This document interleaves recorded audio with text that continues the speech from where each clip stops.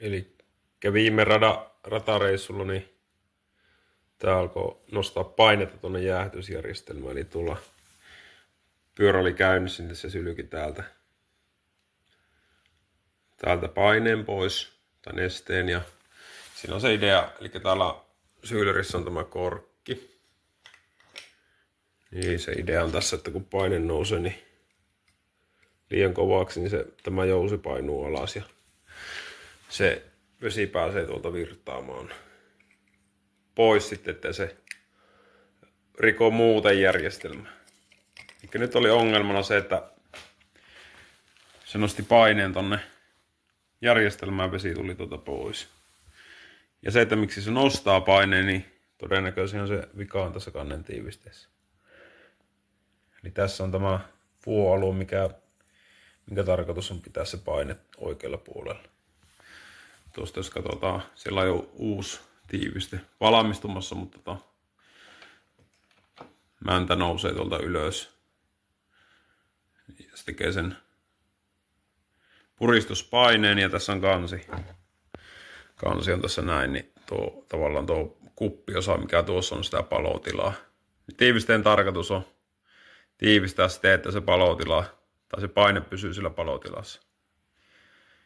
Ja nyt kun tiiviste on ollut jostain syystä vuotanut, niin se on päässyt se paine tänne vesikanaviin. Eli jostakin kohdasta tästä ei ihan tarkkaan taas selvää, että mistä kohdissa se olisi mennyt se paine tuonne. Mutta seuraavaksi mitä tehdään, niin otetaan vesipumppu tuosta esille, tarkastetaan silmämääräisesti. Noin pultit tuosta auki.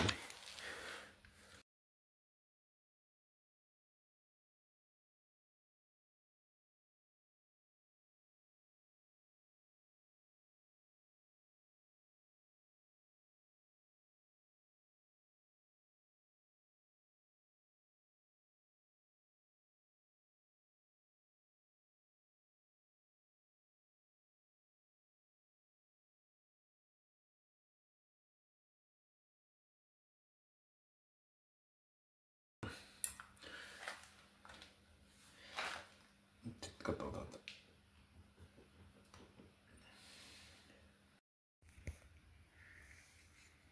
Eli silmämääräisesti katsottuna niin tuntuu olevan ihan ok. Eli noin pumpun siivet näyttää olevan kaikki paikoillaan ja tässä ei isompaa välystä tunnu. Eli voitaisiin olettaa, että tämä on kunnossa. Tietysti jonkun verran on syönyt tähän jälkeä tuohon. Mutta se varmistetaan se toimivuus sitten, kun saadaan veet siihen koneeseen. Tiivistepinnat puhdistettu sylinteristä ja sitten tästä kannesta. Mulla on 800 hiomapaperia tuohon.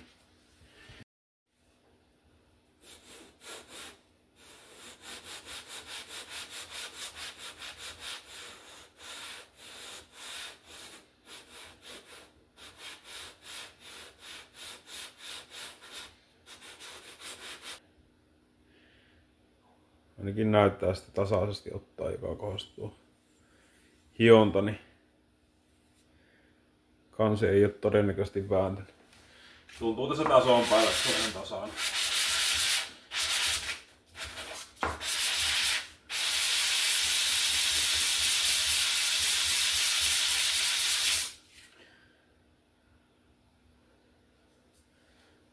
Joo, hyvältä vaikuttaa.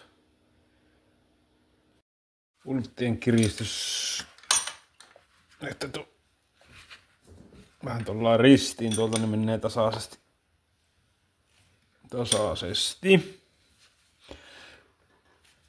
Joo.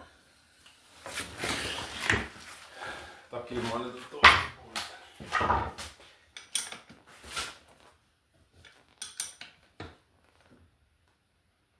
Jep.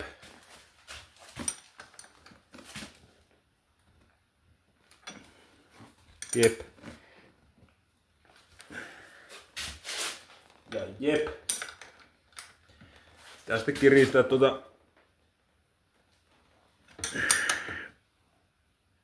pikkuajon jälkeen vielä kiristää, niin se käy kerran kuumana tuo moottori. No. Sitten laitan noin lemmarit paikoilleen ja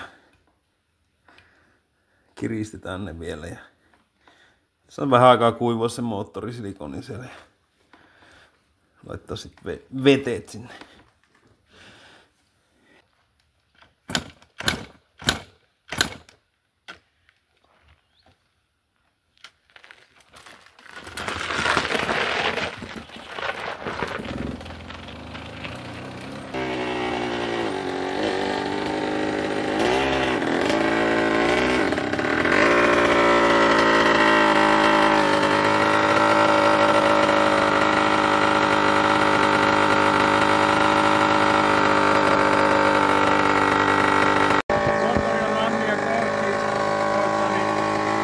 Kuuma, niin vesi kiertää sillä nyt hyvin.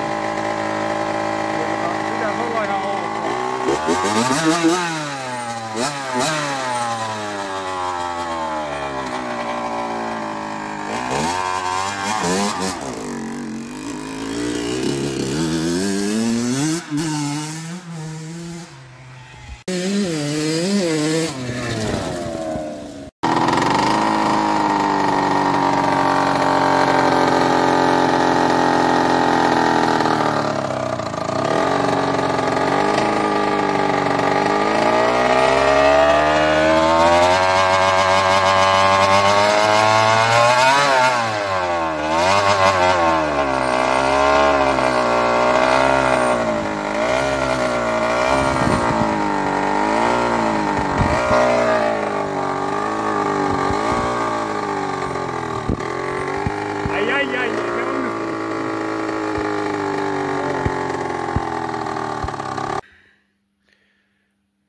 En tiedä sitten.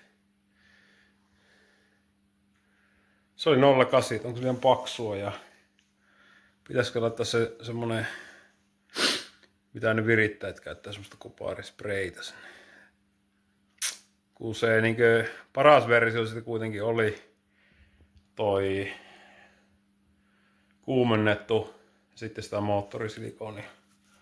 Kun se ei kestä sen plus 300, mutta se kesti sen yhden reissun.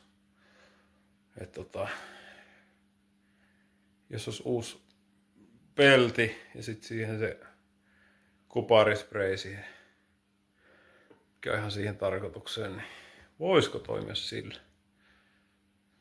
Varmaan pitää sillä yrittää, jos ei sitten löydy alkuperäisenä tuommoista Big Bore kannetiivistettä. Mutta kiitos kun katsoit loppuun asti ja jatketaan ensi kerralla. Moro!